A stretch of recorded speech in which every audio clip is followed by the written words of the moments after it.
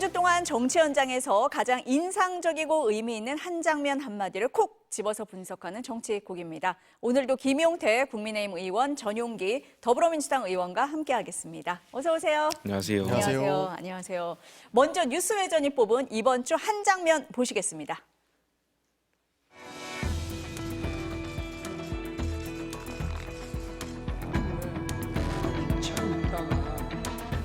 저는 철들고 난 이후로 지금까지 또 특히 공직 생활을 하면서 자유민주주의라는 신념 하나를 확고히 가지고 살아온 사람입니다. 거대 야당의 전무후무한 탄핵소추 남발, 입법 폭주, 외교 안보 분야의 횡포, 예산의 무차별 삭감 등 국가 이익에 반하는 폐악 행위를 알려 피청구인 측의 기이한 부정선거 주장을 그대로 방치하기는 어렵습니다. 국민들에게 미치는 해로운 영향 때문입니다. 최근 서울 서부지방법원에서 발생한 폭도들의 만행은 이와 유사한 무책임한 주장들이 초래한 결과라고 할 것입니다. 이 사건 계엄의 목적은 거대 야당의 경종을 울리고 부정선거의 증거를 수집하기 위한 것, 이렇게 정리하면 됩니까? 계엄 선포의 이유는 야당에 대한 경고가 아니고요. 주권자인 국민에게 호소해서 엄정한 감시와 비판을 해달라는 것이지 야당에 대한 경고는 아무리 해봐야 소용이 없습니다. 야당에 대한 경고가 먹힐 거면 이런 비상계엄을 할 필요가 없습니다.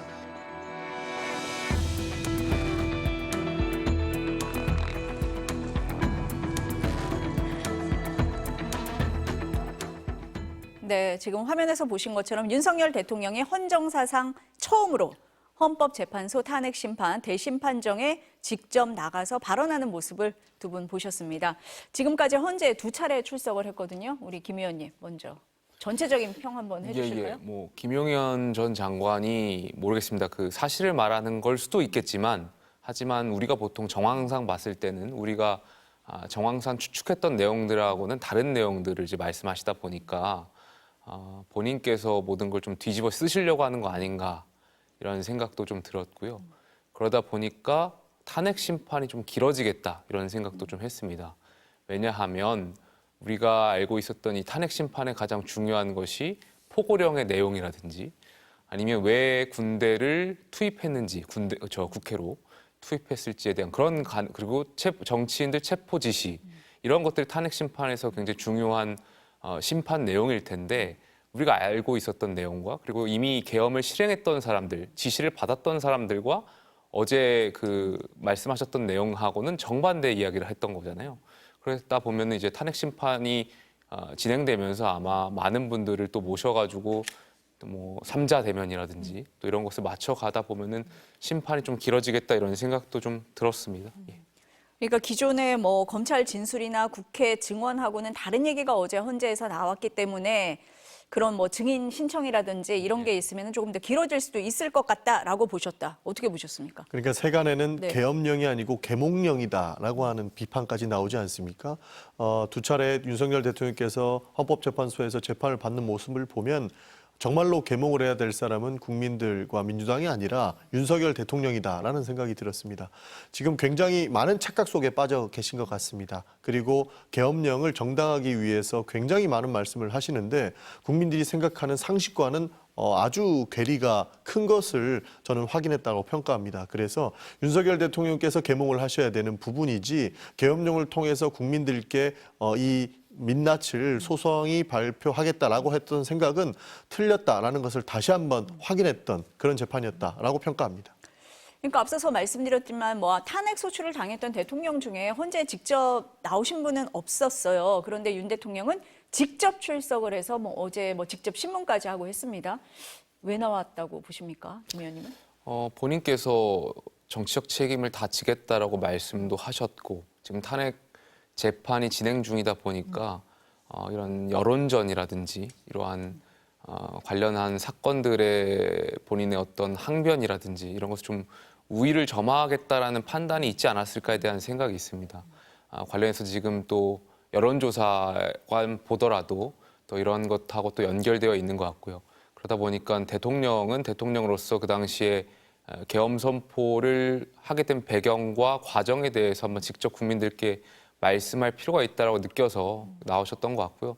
다만 제가 한 가지 이건 개인적으로든 여당의 비대위원으로서든 대통령께 또 부탁드리고 싶은 것은 대통령 입장에서 그러니까 저희는 계엄을 동의하지 않지만 대통령 입장에서는 본인이 이제 계엄이 정당성을 계속 이야기하실 텐데 어찌 되었든 마지막 정도 갔을 때는 본인은 이게 옳다라고 생각했지만 결과적으로 국민들께 본인 생각과 다르게 어쨌든 많은 피해를 끼쳤고 또 우리 대한민국이 쌓아 올렸던 경제라든지 외교라든지 이런 신뢰 관계라든지 이런 여러 가지가 많은 피해를 입었기 때문에 여기에 대해서는 이 과거에도 대통령께서 유감 표명했었지만 다시 한번 국민들께 진정성 있게 좀 그런 부분에 대한 사과나 이런 말씀을 재판정에서 하시면 좋지 않을까 생각이 좀 듭니다. 어떻게 보세요? 그러니까 저는 네. 굳히기 전략이라고 봅니다. 지금까지 시간 많이 끄셨습니다. 체포하는 데까지 40일 이상 걸렸던 걸로서 기억하고요. 그 법적 책임과 정치적 책임을 다하시겠다라고 말씀을 하셨지만 어떠한 책임도 지지 않는 모습들을 전 국민이 다 봤습니다. 그리고 체포되는 과정 속에서도 본인이 어쩔 수 없이 체포당할 상황까지 오니까 내가 나가겠다라고 말 바꾸시면서 나온 것을 봤을 때 시간 끌기는 이미 성공을 했다고 보고 있고요.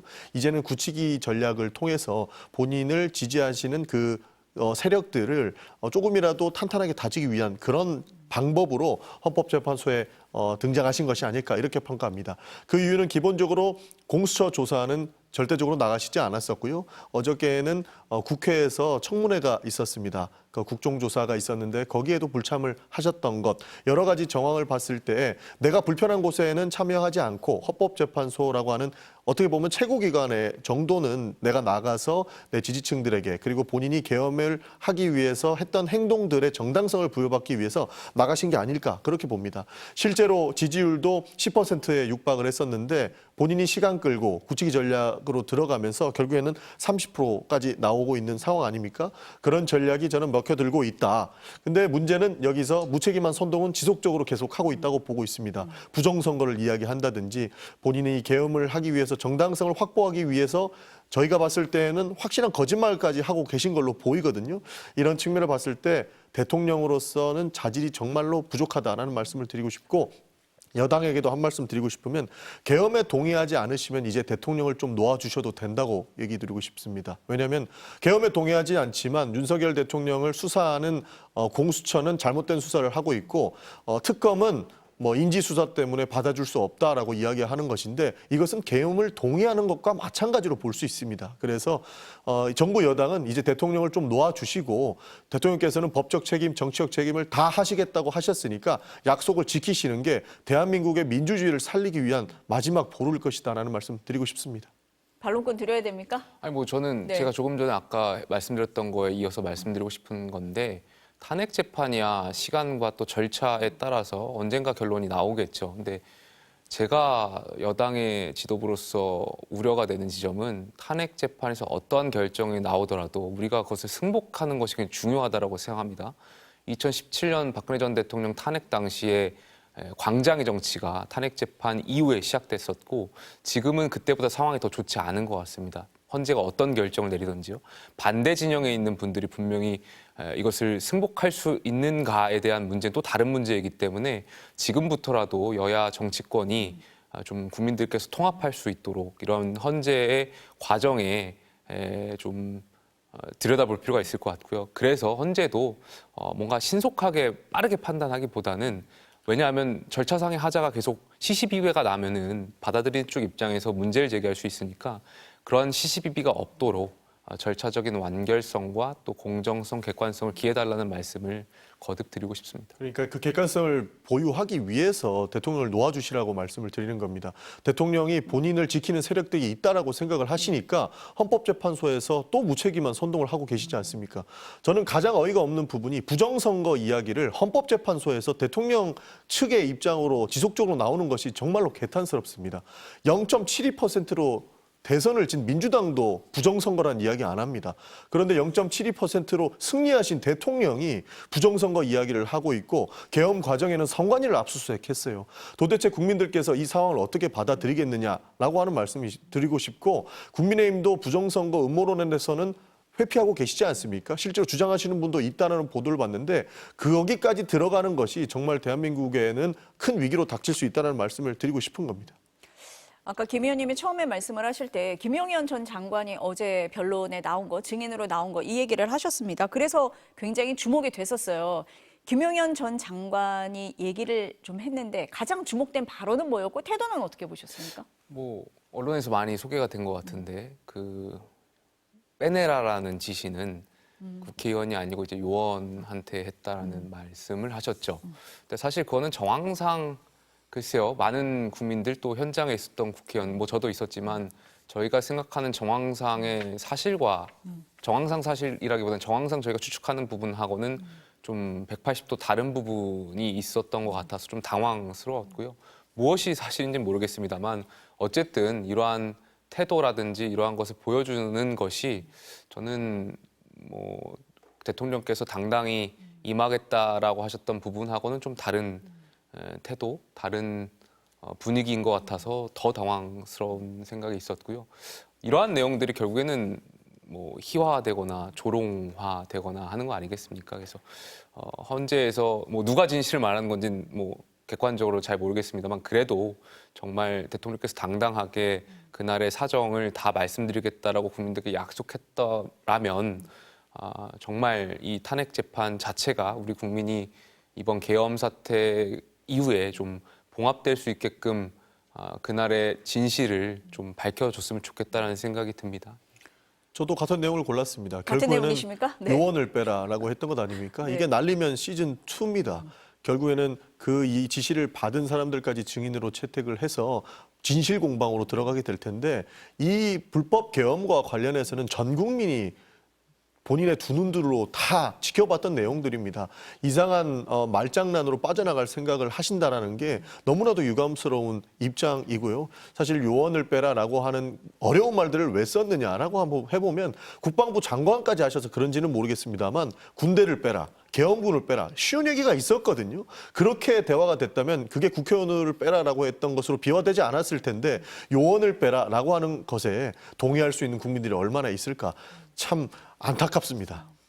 아니 또 그 윤석열 대통령이 직접 묻기도 했잖아요. 묻고 대답을 하기도 했는데 윤석열 대통령이 어떤 얘기를 좀 길게 하면 김 전 장관이 들어보니 기억이 납니다라는 식으로 뭐 약속 대련을 한 거 아니냐, 맞춤 답변을 한 거 아니냐 이런 지적도 좀 나왔습니다. 어떻게 보셨어요?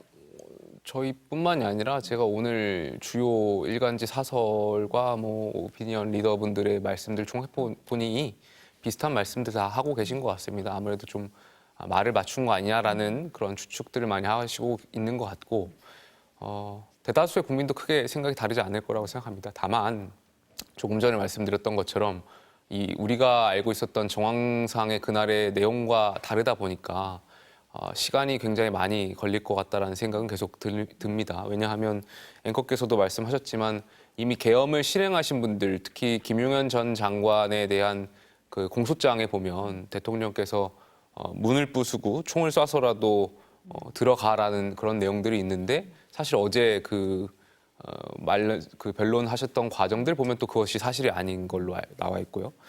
뭐 또 군 병력은 최소 병력만 대통령이 지시했다라고 하고요. 또 김용현 전 장관은 본인 또 정치인 체포 지시를 받은 바 없다라고 이야기하고 있고요. 그러니까 실제로 계엄을 실행했던 경찰이라든지 군 수뇌부와 또 상반된 의견들을 또 어제 제시하고 있어서 이분들을 탄핵 재판정에 모셔서 좀 삼자 대변이라든지 누가 거짓말하고 있는 둘 중에 누군가 한 명은 거짓말하고 있는 거 아니겠습니까? 대통령이 거짓말하든 아니면 계엄을 실행한 사람들이 거짓말하든 둘 중에 누군가 분명 한 명 거짓말하고 있으니까 이 부분에 있어서는 좀 명확히 가려볼 필요가 있다고 생각합니다. 그러니까 두 분의 티키타카, 그러니까 짜고 치는 고스톱을 보고 실제로 이제는 분노를 넘어서 불안 증세를 느끼시는 분들도 많습니다. 실제로 저도 전화를 많이 받았습니다. 저렇게 짜고 치는 고스톱을 저렇게 법을 잘하시는 분들이 하게 되면 결국에는 재판의 결과 미치지 않겠느냐. 그리고 김용태 의원님께서 말씀해 주셨던 것처럼 굉장히 많은 샛길로 빠지고 있습니다. 명확하게 국회에 군대가 들어간 건 명확한데 거기에서 의원을 빼라라든지 다양한 지시사항 나는 지시한 적 없다라고 하든지 지금 빠져나갈 구멍을 모색하고 있는 것 같은데 기본적으로 불법 계엄령을 선포했던 것 그리고 군대가 국회를 침탈했던 내용만 가지고도 충분히 탄핵 사유가 될 수 있기 때문에 샛길로 빠질 필요 없다라는 말씀을 좀 드리고 싶은 겁니다. 국민들이 불안 증세를 느끼고 있는 것은 사실상의 대통령의 시간 끌기 그리고 헌법재판관을 권한대행께서 죽어도 임명하지 않겠다고 하는 모습들 이런 부분에 대해서 정말로 대한민국의 민주주의와 사법체계가 무너지는 것은 아닐까 하고 불안해하는 것이거든요. 이런 것을 바로잡기 위해서는 우리 여당이 역할해 주시는 방법밖에 없고 최상목 권한대행도 하루빨리 이제는 대통령을 놓아주실 때가 됐다. 지금 의리 지킨다고 해서 될 문제가 아니다라는 말씀을 안 드릴 수가 없는 겁니다. 아니 우리 김용태 의원이 여당 의원이신데도 우리가 알고 있는 것과 다르다라는 말씀을 하시는 게 사실 그날 밤의 상황, 계엄 당일의 상황을 저희가 생중계로 봤기 때문에 그런 면도 좀 있는 것 같습니다. 지금 최상목 부총리 얘기를 하셨으니까요. 글로 한번 넘어가 볼게요. 주요 발언하고 쟁점이 굉장히 많은데 그중에서도 이른바 최상목 쪽지, 그러니까 국회의 자금줄을 끊어서 마비시킨 뒤에 비상입법기구로 국회를 대체하라. 뭐 이 내용입니다. 진실은 뭐라고 보십니까? 김 의원님. 글쎄요, 뭐 제가 네. 뭐 이 자리에서 글쎄 뭐가 진실인지 저도 알쏭달쏭합니다. 어제 그 변론을 들으니까 더 알쏭달쏭한데 많은 시청자분들께서도 언론을 통해서 보셨겠지만 저 쪽지가 굉장히 중요한 단서 중에 하나죠. 왜냐하면 국회를 해산하고 실제로 비상입법기구를 만들려고 했는지 아니면 어제 대통령 측에서 변론하셨던 것처럼 그런 것과는 상관없이 비상경제이기 때문에 예산권에 대한 부분만 말씀하신 것인지에 대한 충돌이 있었기 때문에 만약에 전자의 경우라면 국헌문란에까지도 그런 가능성도 있기 때문에 탄핵 심판에 굉장히 큰 영향을 미칠 것이고 후자의 대통령 측 변론처럼 후자의 경우라면 계엄이 있으니 당연히 비상 예산에 대한 부분이 있을 수밖에 없을 것이고 그냥 행정적 조치로서의 말씀하신 거니까 두 가지가 이제 상충되다 보니까 많은 국민들이 좀 알쏭달쏭하실 것 같아요. 이 부분에 대해서. 그리고 어쨌든 최상목 대행도 쪽지를 받은 건 사실인 것 같고 최상목 대행은 이제 대통령한테 쪽지를 받았다라는 제가 그렇게 기억을 하는데 하고 또 어제 변론을 보니까 또 김영은 전 장관이 줬다고 했던 것 같은데 뭐 여하튼 말들이 정확히 좀 저희가 알고 있는 내용과 과거에 여러 사람들을 통해서 들었던 말들과 좀 다르다 보니까 이 역시도 한번 다시 꼼꼼히 살펴보려면 시간이 좀 걸릴 것 같다는 말씀을 드리고 싶습니다. 이해를 돕기 위해서 잠깐 정리를 해드릴게요. 그러니까 윤석열 대통령은 뒤늦게 언론을 보고 알았다라고 얘기를 했고요. 김용현 전 장관은 내가 작성을 해서 실무자를 통해서 최상목 부총리에게 건넸다 이렇게 얘기를 한 겁니다. 근데 뭐 저희가 검찰 진술 조사를 확인을 했는데 최상목 권한대행은 검찰에서 윤 대통령이 기재부 장관 이렇게 불렀고 그리고 옆에 있던 누군가 실무자가 쪽지를 여러 번 접어서 건넸다라고 굉장히 구체적으로 진술을 했어요. 그리고 국회에서도 비슷한 얘기를 한 상태입니다. 네, 어떻게 보세요? 사실상의 국헌문란이나 내란 행위를 입증하는 데 가장 중요한 그런 증거가 될 수 있기 때문에 어제 증언들은 사실 시간 끌 필요도 없다라고 저는 보입니다. 결국엔 누가 줬든 간에 최상목 권한대행께 국헌문란과 내란 행위를 보여줄 수 있는 문건들을 전달했던 것이고 그것이 결국에는 국회를 무력화하기 위한 시도 아니었겠습니까? 그런 시도는 결국에는 대통령이 책임을 지셔야 되기 때문에 저는 헌법재판소에서 시간이 오래 걸릴 것이라고 말씀해 주시면 그렇게 시간 끌 일도 아니다. 어저께 그 증거 채택으로 이미 굉장히 많은 내용들이 나왔다라고 볼 수 있는 겁니다.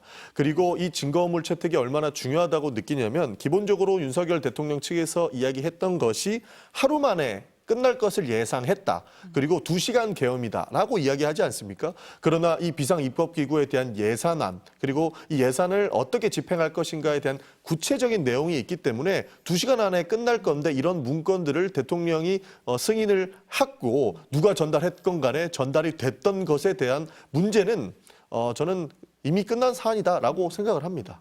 그러니까 뭐 누가 좋느냐 안 좋느냐 이게 뭐 쟁점은 아니다 그렇습니다. 이렇게 보시는 것 같고 김용현 전 장관이 어제 그런 얘기도 했어요. 뭐 최상목 부총리뿐 아니라 뭐 총리나 행안부 장관, 외교부 장관 다른 장관들에게도 업무 지시를 했다, 업무 지침을 줬다라고 얘기를 했고 외교부 장관 같은 경우는 국회에서 내가 대통령으로부터 받았다 뭐 이런 진술을 증언을 하기도 했습니다.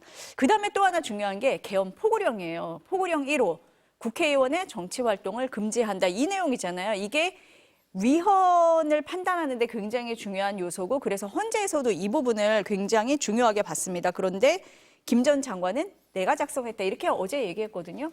김 의원님은 어떻게 보셨어요? 바로 이러한 대목들이 이제 제가 처음에 말씀드렸던 것처럼 김용현 전 장관이 모든 걸 다 본인이 뒤집어 쓰려고 하는 판단 아닌가 이런 생각이 들어요. 말씀하셨던 것처럼 이 포고령을 누가 작성했느냐가 굉장히 또 중요한 탄핵 심판의 중요한 쟁점일 수밖에 없기 때문에 김용현 전 장관이 본인이 직접 썼다라고 하는 것은 어쨌든 본인이 모든 것을 다 작성했다라고 이제 말씀하시는 것 같은데 이 역시도 저희가 정황상 알고 있었던 내용들 그리고 최근에 언론 보도에서도 나왔지만 뭐 과거에 있었던 포고령을 뭐 잘못 베꼈었다 뭐 이런 조롱조의 어떤 그런 많은 분들의 희화되는 그런 내용도 있었던 걸로 기억하고요.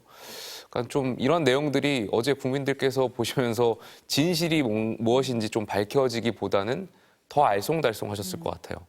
판단이 우리가 정황상 알고 있었던 내용과 또 실제인지 모르겠습니다만 김용현 전 장관이 말씀하는 내용이 우리가 생각하는 보편적인 그런 정황과는 좀 다른 것 같아서 굉장히 좀 알쏭달쏭하신 분들 많겠구나 이런 생각이 좀 들었습니다. 그럼 윤 대통령이 몰랐냐라고 보면은 어제 그 질의하는 과정에서 보면 알았던 걸로 보이거든요. 어떠세요? 모르시진 않았겠죠. 네, 그러니까 윤 네. 대통령이 김 전 장관이 포고령을 가지고 왔는데 법적으로 손댈 게 많았다. 근데 어차피 계엄이 하루 이상 유지되기는 어려워서 그냥 놔뒀다. 이렇게 대답을 했습니다. 네, 어떠세요? 당연히 알고 있을 거라고 추정이 가능한 부분이고요. 그래서 저는 시간 오래 끌 거 없다라고 말씀을 드리는 게 지금 뭐 누가 전달했고 뭐 그리고 지금 뭐 외교부 장관이나 최성목 권한대행은 나는 대통령에게 받았다라고 하지만 김용현 장관은 모든 것을 본인이 총대 메고 가겠다라고 하는 입장을 보이더라도 최종 결정권자와 최종 책임자는 불법적인 계엄을 선포했던 대통령이기 때문에 이런 뭐 논점들이 아무리 많이 나와도 시간 끌 필요는 없는 것이고 기본적으로 김용현 전 장관이나 윤석열 대통령이 아무리 짜고 치는 고스톱을 헌법재판소에서 하시더라도 이런 불법적인 계엄과 관련된 내용은 국민들께서 잠한숨 못 주시고 다 보셨습니다. 그 이후로 이미 끝난 것이기 때문에 이런 쟁점들은 가지고 올 필요도 없는 것이고 오히려 국민들께 대통령이라는 사람과 국방부 장관, 경호처장을 했던 사람들의 민낯이 저런 거였냐라고 하는 그런 반증으로밖에 안 보이기 때문에 저는 하루빨리 이런 문제들을 빨리 털고 가야 된다라고 보고 있습니다. 그러니까 작성자가 누구냐가 핵심이 아니다 이런 말씀이신 거고 대통령이 몰랐을 리가 없다. 계엄을 선포한 사람이 대통령 아니냐 이런 말씀이십니까? 결국에는 포고령을 누군가는 작성을 했을 것이고 그 승인을 누가 하겠습니까? 계엄에 대한 지휘권은 군대에 대한 지휘권은 대통령께 있고 국방부 장관이 제청을 해서 대통령께서 결국에는 계엄령을 선포하신 것 아닙니까? 작성자가 아무리 있더라도 그 책임은 윤석열 대통령께 있기 때문에 위헌과 위법을 저질렀던 대통령이 책임자라는 것은 바뀌지 않기 때문에 해당 논란들은 저는 큰 의미 없다라고 생각을 하는 겁니다. 어제 윤석열 대통령이 실패한 계엄이 아니다. 예상보다 좀 빨리 끝난 거다. 이렇게 얘기를 했습니다. 이건 어떻게 해석하세요? 글쎄 저도 무슨 말인지 잘 이해를 못 하겠는데. 근데 어찌되었든 조명기 의원께서도 뭐 잘 지적하셨지만 대통령께서 뭐 계엄을 본인께서 판단하고 이제 선포를 했고요. 뭐 그것이 어찌되었든 어떤 평가가 남을지언정 지금 사실 계엄을 실행한 군인이라든지 그런 또 명령에 따랐던 지휘관들은 구속되거나 옷을 벗을 위기에 처해 있습니다. 저는 여기에 대해서 모르겠습니다. 뭐 대통령은 계속해서 이제 계엄의 정당성을 말씀하시지만 저는 분명히 말씀하지만 동의하지 않지만 어찌되었든 이 군인들에 대한 그런 이 사람들에 대한 명예라든지 이분들이 왜 이렇게 하루아침에 갑자기 구속되고 이분들의 가족들은 또 무슨 죄가 있으며 뭐 이런 것을 전반적으로 판단하셔서 대통령으로서 또 전 국방부 장관으로서의 그런 책임과 명예에 좀 더 당당하셨으면 좋겠다라는 말씀으로 가름하고 싶습니다. 그러니까 김 의원님도 이해를 못하는 실패한 계엄이 아니다 이런 얘기를 할 게 아니라 당당히 책임을 지는 모습을 보여야 한다라고 말씀을 하시는 것 같습니다. 저는 이 부분에 대해서 제가 생각하는 대통령의 성향을 말씀드리지 않을 수가 없는데요. 제가 2년 반을 넘게 대통령을 지켜보면서 대통령께서는 반성을 하지 않는구나라는 생각을 굉장히 많이 했었습니다. 그리고 실패에 대한 거부감이 굉장히 많으시구나라는 생각을 했습니다. 저는 이 한 장면을 보면서도 딱 실패라는 단어에 대한 거부감이 굉장하시구나라는 생각을 했었습니다. 본인은 지속적으로 하루 만에 끝날 것을 알았다라고 말씀하셨지만 그 구체적인 사안들을 보면은 하루 만에 끝날 걸로 준비한 것이 아닌 것으로 저희는 추정이 가능하지 않습니까? 그리고 기본적으로 실패한 계엄이 아니고 그럴 줄 알았다라고 하는 것에 대해서 본인은 나는 계엄의 정당성을 결국에는 국민들을 일깨우기 위해서 했던 것이기 때문에 절대 실패한 것이 아니다라고 얘기하는 부분에서 반성하지 않는 모습을 다시 한번 확인한 겁니다. 그렇기 때문에 윤석열 대통령께서는 지금 국민들과 자존심 대결을 하고 있다라고 평가를 하고 싶습니다. 지금 그 국민을 일깨우기 위해서 계엄을 했다. 그것 때문에 지금 계몽령이라는 말까지 나왔잖아요. 윤석열 대통령 변호인단이 한 얘기입니다.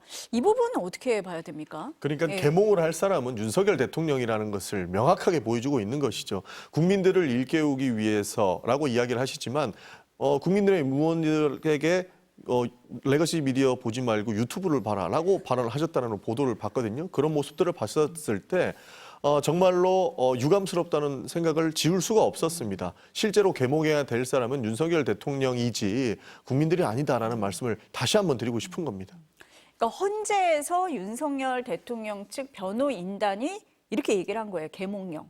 어떻게 들으셨습니까? 예. 그럼에도 불구하고 정치 문제를 해결하기 위해서 군대를 동원했다라는 점은 굉장히 극단적인 방법일 수밖에 없고 만에 하나 정말 국민을 일깨우기 위해서 했다고 하더라도 그러한 방식이 계엄을 선택한 것은 굉장히 제가 개인적으로 생각했을 때는 적절하지 못했다라는 말씀으로 드리고 싶고요.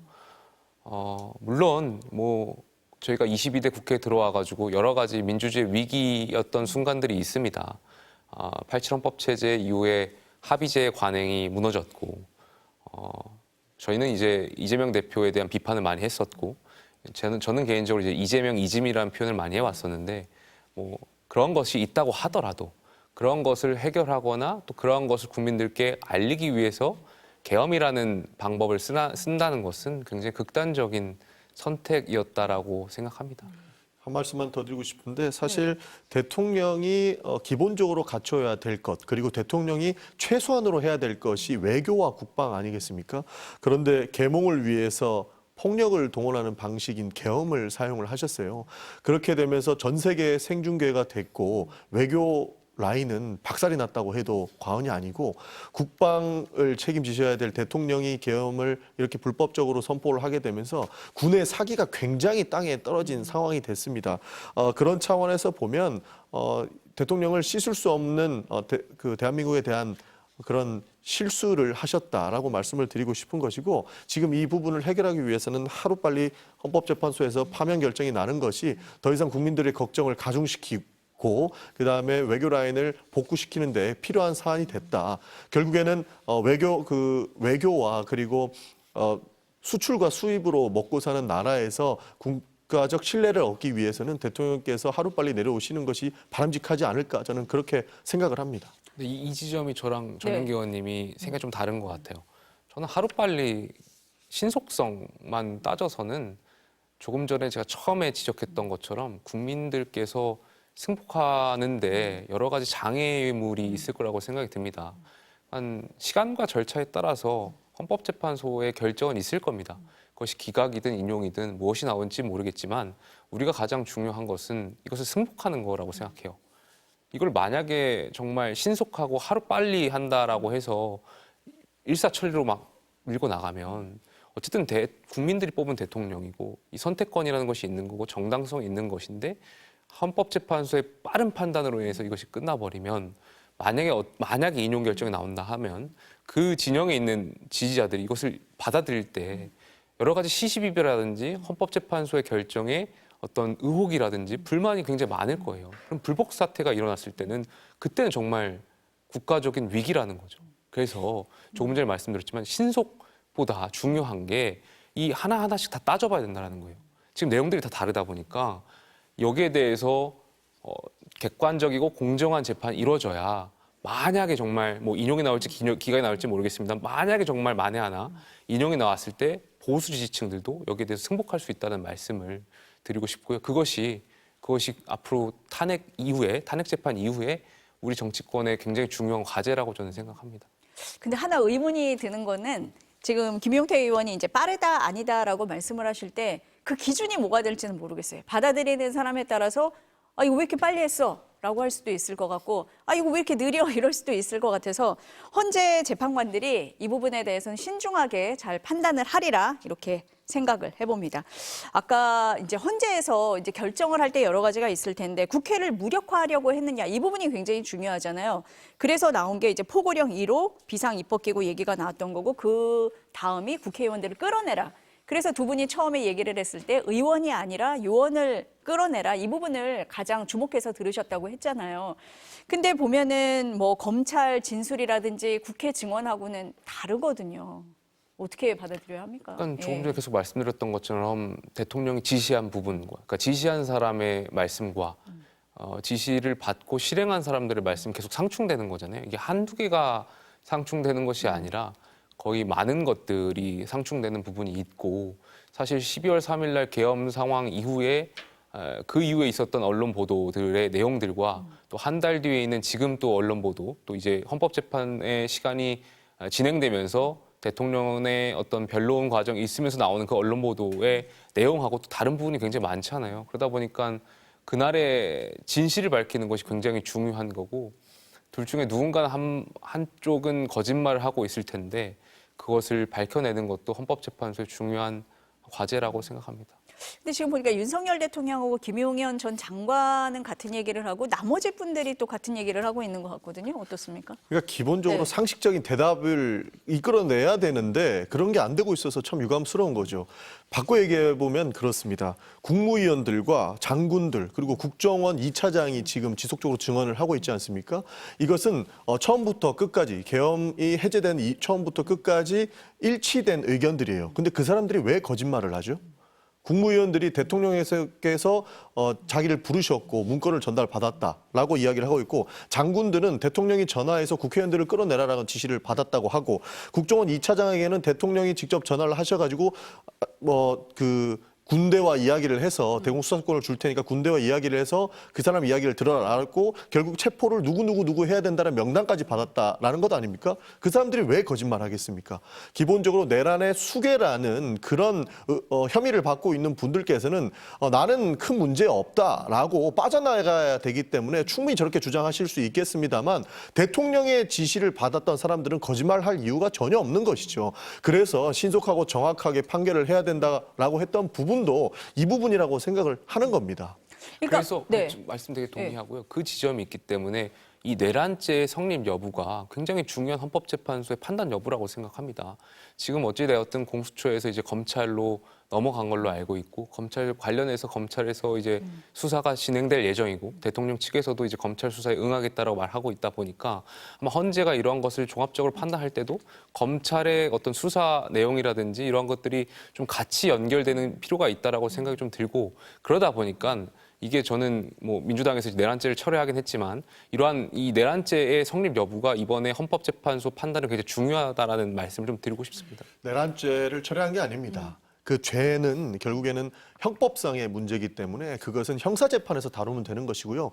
헌법재판소에서는 대통령이 헌법을 위반했는가 안 했는가만 따지면 되기 때문에 그것은 정확하게 다르기 때문에 내란 행위에 대한 내용들은 이미 헌법재판소에서 다루고 있는 것이고 그에 대한 증거로 사실 어저께 채택된 최상목 문건이 내란 행위를 이렇게 뒷받침할 수 있는 유일한 증거가 될 수 있기 때문에 행위를 뺐다라는 그리고 행위를 내란 죄를 철회했다라는 것조차 이제는 무의미한 발언들이 됐다라는 말씀을 드리고 싶습니다. 그러니까 아까 군 관계자들 얘기만 하셨는데 사실 국무회의에 참석했던 국무위원들 얘기하고 지금 윤석열 대통령하고 김용현 전 장관 얘기하고는 또 다르거든요. 그러니까 지금 이제 김 의원님은 그렇게 다르니까 다 따져봐야 된다라고 말씀을 하시지만 두 사람을 제외한 나머지 사람들의 얘기가 지금 같은 상황이거든요. 그러니까 국무회의도 뭐 절차에 문제가 없었다라는 게 김용현 전 장관 얘기인데 총리만 해도 그건 정상적인 회의가 아니었다 이렇게 얘기를 했거든요. 그러니까 뭐 그러한 지점이 국무위원들이 다 같은 말씀 또 하는 것도 아니고 저희가 국회에서 또 대정부 질문을 해봤을 때 기억이 나지 않는다라고 말씀하시는 국무위원들도 있고 하다 보니까 저도 알쏭달쏭하고 물론 저도 개인적으로 이제 정황상 다른 국무위원들이나 총리가 말씀하시는 게 더 사실에 가깝지 않나 이런 개인적인 생각은 있습니다만 그 개인적인 생각만 가지고 저희가 또 재판을 이어나갈 수가 없는 부분이 있기 때문에 이러한 부분 헌재가 좀 신중하게 판단을 할 필요가 있다는 말씀을 드렸던 것입니다. 저는 헌법재판소에서 또 많은 이야기들이 나오지만 크게 우리가 우려하지 않아도 된다라고 보는 것이 대통령이 비상계엄이 요건이 안 됨에도 불구하고 비상계엄을 선포했다는 점, 그리고 포고령 1호를 결국에는 국회를 무력화하려고 했다는 점, 그리고 국회에 군대가 쳐들어와가지고 결국에는 국회의원들을 끌어내려고 했다는 점, 경찰이 대통령의 지시를 받고 국회의원들이 국회에 들어가지 못하게 막았다라는 점, 이런 정황 증거들만 봐도 그것들은 국민들이 모두 확인했던 내용들이기 때문에 그렇게 사실 이런 저런 증언에 의해서 움직일 것들은 아니다라는 말씀을 드리고 싶은 겁니다. 그리고 김영태 의원님도 아시다시피 국회에 못 들어오시지 않았습니까? 저도 경찰이 막아가지고 담을 띄어서 그 당시에 본회의장에 들어갔거든요. 그런 내용들이 이미 전 국민이 봤고 실제로 70여 명의 국회의원들이 담을 넘어서 갔는데 그것은 경찰이 막았기 때문이라고 이미 저희도 헌법재판소에다가 의견을 낸 바 있거든요. 그런 것만 봤을 때에도 아무리 증언들이 엇갈린다라고 하더라도 이 문제를 판단하기에는 큰 어려움이 없을 것이라는 말씀을 드리고 싶은 겁니다. 저는 좀 일찍 가서 네. 들어갈 수 있었고요. 제 들어가셨습니까? 뒤에 오는 의원님들이 이제 경찰에 네. 봉쇄됐다라고 좀 이야기 들었습니다. 어제 헌재에서는 뭐 담을 넘어 들어갔으면 봉쇄가 아니었다 뭐 이런 얘기까지 나오기는 했습니다. 네. 그때 당시 잠깐만 설명을 드리면 짧게 해주세요. 예, 네. 제가 경찰들이랑 굉장히 심각하게 싸우게 되면 이 사람들이 결국에는 현행범으로 체포하게 될 것이고 그 체포로 인해서 불법적인 계엄을 막을 수 있는 의사 정족수가 부족할 수 있다는 생각에 빠르게 담을 띄는 결정을 할 수밖에 없었습니다. 그리고 이미 의원들 간에는 담을 띄어서라도 들어와서 불법 계엄을 막아야 된다라는 의견들을 주고받은 상태였기 때문입니다. 그것만 봐도 뻔히 나와 있는데 도대체 무엇을 더 보전하는 겁니까? 그날의 현장의 영상을 봐라. 그렇습니다. 네. 두 분 말씀 오늘 여기까지 듣겠습니다. 감사합니다. 감사합니다.